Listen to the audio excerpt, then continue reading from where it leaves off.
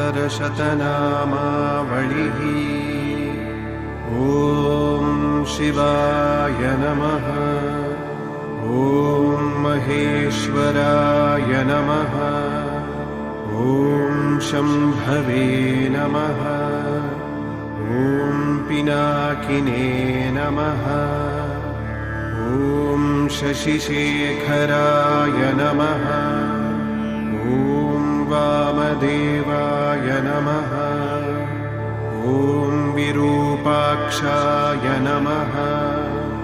ॐ कपर्दिने नमः।